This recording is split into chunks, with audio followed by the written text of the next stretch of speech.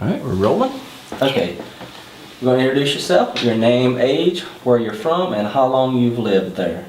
Okay, name, Mandie Miller. I'm 30 years old, turned 31 in August. So by the time I'm on the show, I'll be 31. I'm from Charlotte, North Carolina, or that's where I live.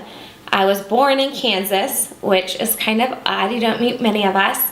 And I moved here when I was 4. And most people say, you don't have a Southern accent. And I say, well, it's because I was born in Kansas, raised by Yankees, but moved to the South. So I'm kind of from everywhere, I guess. But I do say y'all a lot. And I hug everybody. So I am Southern. Okay. Tell us about your cake business. How did you get started, and how long in the biz, and a brief history about it. Okay. My cake business name is Got What It Cakes. My dad came up with it, and I love it. And I love him because right after he came up with it, he said, I'm glad you like it because I bought you the .com already. So I really love him. I started doing cakes about 5 years ago, and I guess I should say 6 now at this point. And just did it for family and friends, watch cake shows on TV, really kind of got the bug, and realized it was a really expensive hobby to keep giving away and giving away and giving away for years. But I wanted to do it legally, and I wanted to do it right. So I knew unless I was going to go full force, I needed to just be free and do it the right way. And when I finally had enough people saying, we'll pay you, I thought, I'm going to give this a go.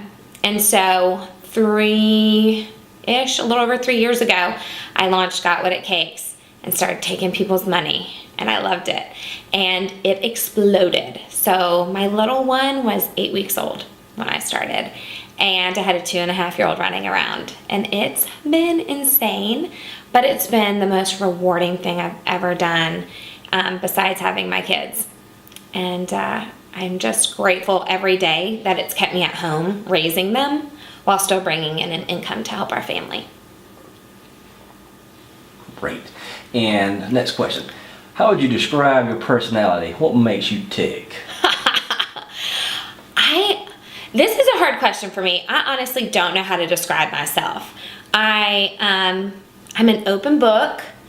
I'm loud, and I just live the motto that we have one life, let's make it fun. I'm really outgoing, really outspoken, extremely opinionated. Some of that gets me into trouble, but I think more people value it than don't. And it's suited me well so far. What makes me tick? Everything does. I mean, I'm emotional. I can cry at the drop of a hat. I mean, if it's a montage, I don't care if it's a montage of like sweet babies or bushes. If it's set to music, I'm crying. Like, I don't know why. It's just something about me.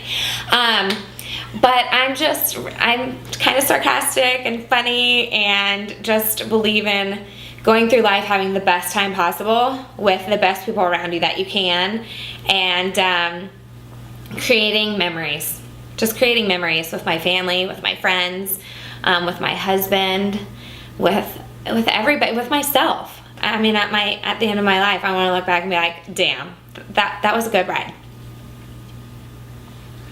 Perfect. And next question is, how would your friends and toughest critics describe you in one word? Would you agree with them? I don't have any critics. I'm really blessed that way. I'm totally kidding. That's easy. Stubborn. I tend to think that I know the best way to do things. I mean, I think that's human nature, right? Like, you believe in yourself enough, right, to think your way's the right way. But I can get a little stubborn, and I can hold a grudge. And it's not something I'm proud about, but usually it's morality based. So if somebody does something that I think is really disgusting, I'm not just like, oh, it's minor flaws. I mean, no.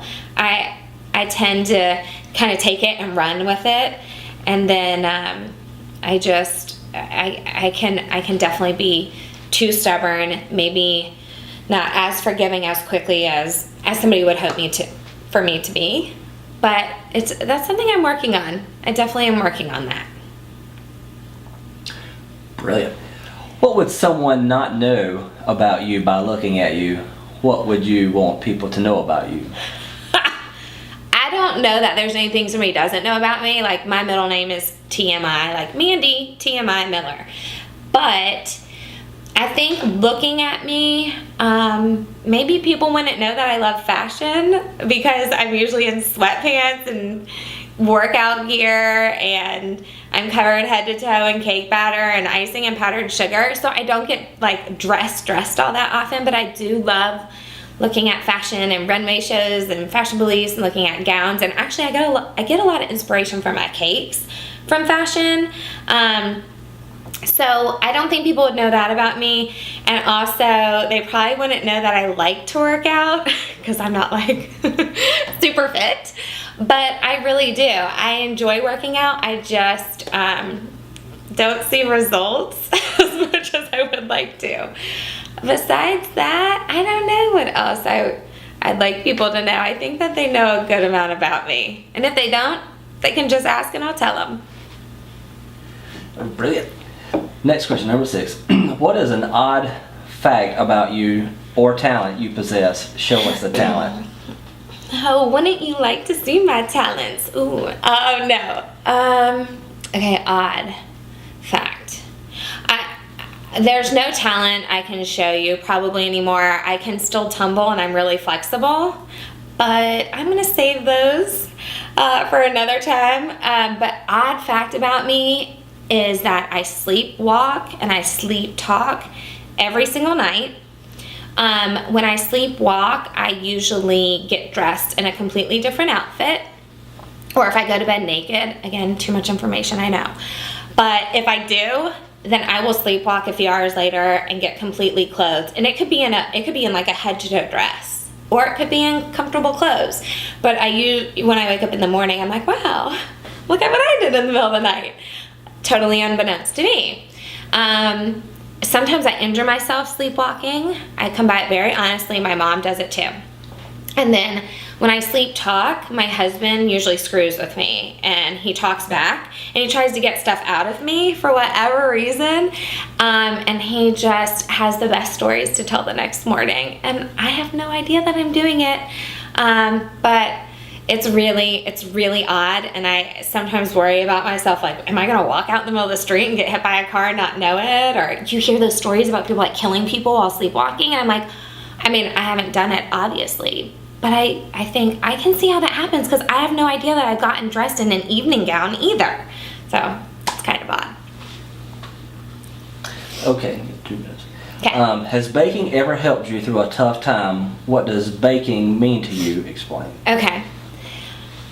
I'm blessed. I haven't had a lot of earth-shattering tough times in my life. I mean, there have been some. Some were pre-baking.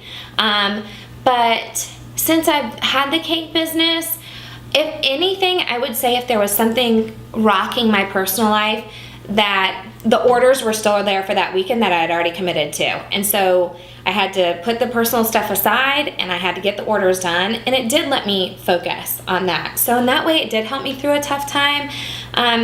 Baking to me means that I get to stay home with my children, raise them day in and day out, and still bring in some money for our family.